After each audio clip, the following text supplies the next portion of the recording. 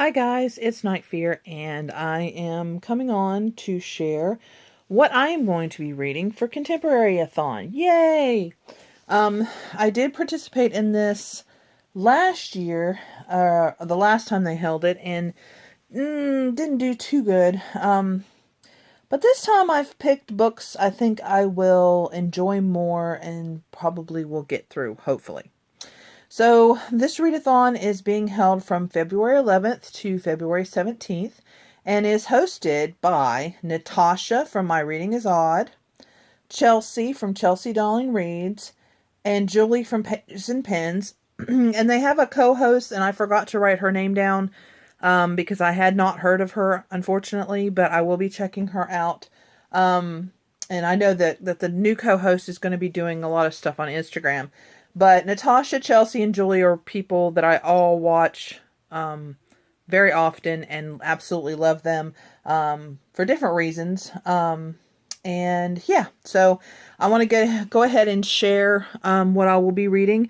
And strangely enough, I have physical books for every single one of these. And a lot of them are actually my books. So this is going to be a kind of a shocker. At least it is for me, because very rarely do I usually have mostly books of my own. So the first challenge is to read a contemporary. Now, all these have to be contemporary books. And I watched all three of their videos, and basically from what I get, the gist from all three is this must be contemporary to the time that it's written, that it cannot have any magical elements, so it just has to be everyday real life books. So the first one is the most recently purchased, and if you guys watched my Ollie's haul, you will remember this book. And this is The Serpent King by Jeff Zentner, and I don't know a lot about this book except for it sounds like it's a book about friends, and one of the friends was bullied or is being bullied, and how the friends help or something like that. It's supposed to be a really good book, and I wasn't sure at the time when I filmed my Ollie's haul if it was the book that I was thinking it is. It's just a different cover than what I had seen. So I'm excited to get to this one, and it's not a very long book. I mean, I think it's only like... I like when they have the books in the back, like, you know, the Nick's book, but I never read them because I hate only reading one chapter. Yeah, see, it's only 369 pages, so it's a relatively short book. So, that's going to be the first one. The next challenge is to read a book with Blurple on the cover, and Blurple is blue or purple or a combination. And so I chose, and I was looking around, and I chose this one, and it's called All the Bright Places by Jennifer Niven. And as you can see, this is a blue, and it doesn't really look blue on the camera, does it? It looks kind of gray, but this is blue. Some of the Post-it notes are blue.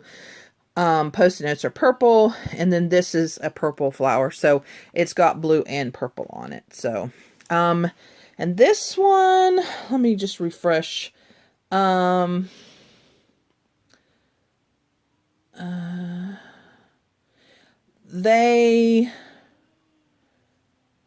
okay. Well, it's about two people. They meet on a bell tower, and they kind of save each other. I think they each have different reasons for being up in that bell tower. And then it's just about, I guess, their story. So it sounded like a good book. So I decided I'd read it, and I've seen it off and on. I've seen a couple of bad reviews, so I'm curious to see what I'm going to think of this one. So there's that one. Okay, and then a diverse read, and if you watch my Blackathon TBR, you know that this was in there. This is called Roll of Thunder, Hear My Cry by Mildred D. Taylor, and this is, still haven't figured out what time frame it is. I'm thinking 40s, 50s, 60s maybe, but this is about, it's a family book, and it's about, they have land or something like that, and then it's about, and it's a black family, and it's just kind of about how they deal with things that come up in their life and how they handle it. And yeah, so, oh yeah, see, the the Night Riders and the burnings, which I'm assuming probably is like the burning crosses and maybe the burning of the house. You know, and just, and I have a feeling this book is probably going to make me angry and upset and cry a little.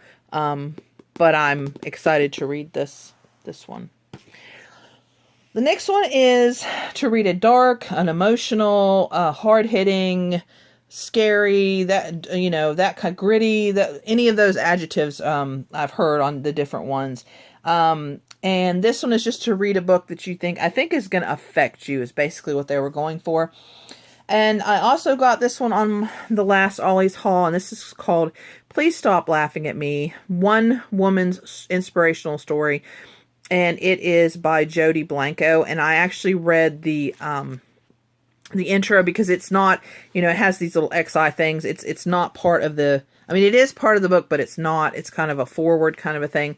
And I was curious. And she was bullied quite badly as a child. And she figured out how to kind of overcome it. And she decided to write this book. And then she also goes around and tours and helps other children and adult survivors of bullying. So this book, I know, is once again is going to affect me.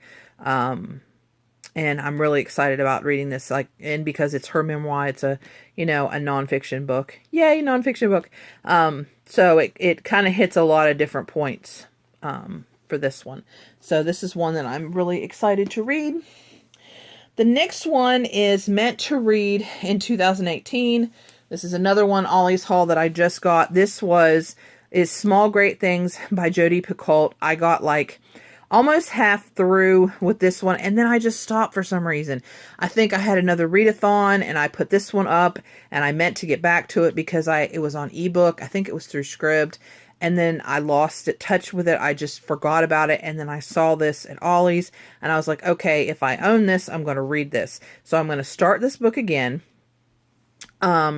And actually, I meant to mention this on my Blackathon TBR because this actually is about a black nurse. I don't know if... No, there's no picture of her. I'm not sure if Jodi... No, I think Jodi Picoult might be... I think she's white, actually. But the nurse in this book, the main character, is a black nurse.